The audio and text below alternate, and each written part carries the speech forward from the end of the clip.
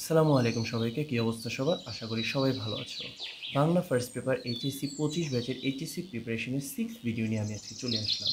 আজকে আমি তোমাদেরকে পড়াবো রেইনকোট গল্পটি। রেইনকোট গল্পটি কিন্তু আসলে অনেক বড়, কিন্তু খুব শর্ট করে সুন্দরভাবে মূল ভাবটা তোমাদেরকে আমি বুঝিয়ে দিব, যেন তোমরা যেকোনো সৃজনশীলের গ এবং ঘ সুন্দর মতো অ্যান্সার করতে পারো। তো কথা না বেরিয়ে শুরু করা যাক। রেইনকোট গল্পের লেখক কে? রেইনকোট গল্পের লেখক আখতারুজ্জামান ইলিয়াস। তো এই গল্পের মেইন কিছু ক্যারেক্টার আছে যেগুলো তোমাদেরকে মনে রাখতেই হবে। ফার্স্ট ক্যারেক্টার, যেটা একদম মেইন ক্যারেক্টার, যাকে নিয়ে পুরো এই গল্প, নুরুল হুদা। তার বউয়ের নাম আসমা। তার শ্যালকের নাম মিন্টু। তার ছেলের 5 বছর বয়স, তার মেয়ের 2.5 বছর বয়স। এটা এমসিকিউর জন্য খুবই ইম্পর্টেন্ট, তার ছেলের এবং মেয়ের বয়স। এটা খুবই ইম্পর্টেন্ট এমসিকিউর জন্য। এরপরে সে নুরুল হুদার এক কলিগ আব্দুস সাত্তার। আর আরেকজন আছে, সে হচ্ছে গিয়ে ইসাক মিয়া। সে হচ্ছে গিয়া কলেজের পিয়ন। তো এখন আমরা পুরো গল্পটায় ঢুকে যাই। খাতায় যেভাবে লেখা আছে একটু উল্টো পাল্টা করে সিরিয়াল লেখা আছে, জাস্ট এখানে হচ্ছে গিয়ে প্রত্যেকটার পয়েন্ট লেখা আছে যেগুলো একদম ইম্পর্টেন্ট, সেগুলো লেখা আছে। আমি খাতার একটা ছবি সুন্দর করে আমি একদম শেষে অ্যাটাচ করে দিব। জাস্ট আপাতত তোমাদেরকে বোঝানোর জন্য আমি শর্ট করে এই গল্পটা বুঝিয়ে দিই, একদম সুন্দর মতো সিরিয়ালি গল্পটা কী হয়েছে আমি তোমাদেরকে জাস্ট ছোট্ট করে বুঝিয়ে দিই। তো রেইনকোট গল্পটা আসলে মুক্তিযুদ্ধের সময়কালের গল্প। তো যেই মেইন ক্যারেক্টার নুরুল হুদা, তিনি ছিলেন অত্যন্ত ভীতু। সর্বদা 5 কালেমা মুখে ছিল তার। সে ভয় পেত অনেক মুক্তিযুদ্ধকে। তিনি ছিলেন ঢাকা কলেজের বিজ্ঞান বিভাগের শিক্ষক। অনেক ইম্পর্ট্যান্ট একটা টপিক। তিনি ছিলেন ঢাকা কলেজের বিজ্ঞান বিভাগের শিক্ষক। অনেক ইম্পর্ট্যান্ট একটা টপিক, এটা মাথায় রাখবা। তিনি কোন বিভাগে ছিলেন? বিজ্ঞান বিভাগের শিক্ষক ছিলেন ঢাকা কলেজে। ঠিক আছে? তো তার যে শ্যালক মিন্টু, সেই মিন্টু ছিলেন আবার মুক্তিবাহিনীতে গেরিলা হিসেবে। নুরুল হুদার কলেজের যে প্রিন্সিপাল, তিনি ছিলেন পাকিস্তানিদের সাথে। তো একদিন আসলে ঢাকা কলেজে ট্রান্সফরমার ব্লাস্ট হয়। তো এই ব্লাস্টের দায়ে নুরুল হুদা এবং আব্দুস সাত্তার, যে নুরুল হুদার কলিগ, ঢাকা কলেজেরই শিক্ষক ছিলেন, তাদেরকে গ্রেফতার করার আদেশ আসে প্রিন্সিপালের পক্ষ থেকে।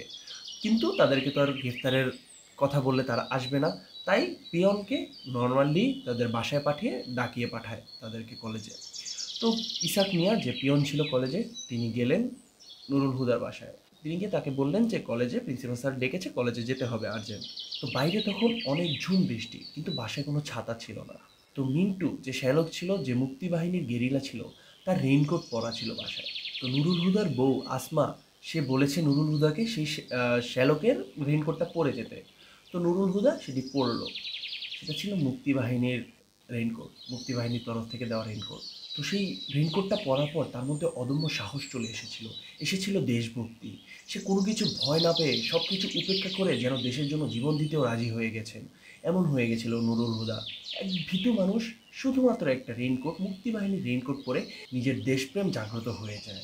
নুরুল হুদা যখন সে রেইনকোট পরে, তার ছেলে তার মাকে বলে যে, দেখো মা, বাবাকে একদম মামার মতো লাগছে, মানে মিন্টুর মতো লাগছে, যে ছিলেন মুক্তিবাহিনীর গেরিলা।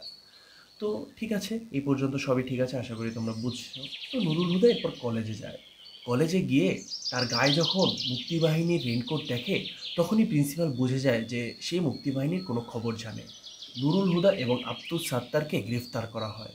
তাকে এবং তার কলিগ আব্দুস সাত্তারকে এক আংটার সাথে ছাদে নিয়ে টানিয়ে দেওয়া হয়। টানিয়ে পেটানো হয় যেন সে মুক্তিবাহিনীর কথা বলে দেয় তাদেরকে, মুক্তিবাহিনীর ভিতরের খবর তাদেরকে জানিয়ে দেয়। কিন্তু ওই যে রেইনকোট পরা ছিল মুক্তিবাহিনীর, তারপর নুরুল হুদার মধ্যে একদম দেশভক্তি চলে আসে এবং অত্যন্ত সাহস চলে আসে। সে কোনোভাবে তাকে পিটিয়ে রক্ত বের করে দেওয়ার পরেও সে মুখ খোলে না। সে কিন্তু জানতো যে তার শ্যালক মিন্টু এবং মুক্তিবাহিনীর ক্যাম্প কোথায়, কিন্তু সে তা কখনো বলে না, কারণ ওই যে রেইনকোট পরে তার মধ্যে যে দেশভক্তি চলে আসে তার কারণে। এরপরে মারতে মারতে মারতে মারতে শেষে সে পড়ে যায় এবং এক টুকরা কাপড় ঝুলতে থাকে সেই আংটার সাথে, রেইনকোটের। এইটাই আসলে এই গল্পের মূল ভাব, যে মুক্তিবাহিনীর শুধুমাত্র একটা রেইনকোট পরে কিভাবে একটা মানুষ, একটা ভীতু মানুষ, দেশভক্তিতে, দেশপ্রেমে জাগ্রত হয়ে যায় এবং অত্যন্ত সাহস নিয়ে দেশের জন্য কাজ করতে পারে।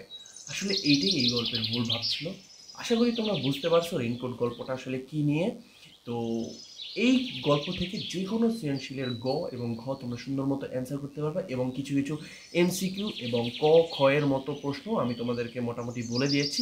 তাও তোমরা বই থেকে হালকা করে একটু ধারণা নিয়ে যাবা যাতে তোমরা ক খ এবং এমসিকিউ সুন্দর মতো অ্যান্সার করতে পারো। তো এই ভিডিওর জন্য এইটুকুই, দেখা হবে নতুন কোনো ভিডিওতে এই সিরিজেরই।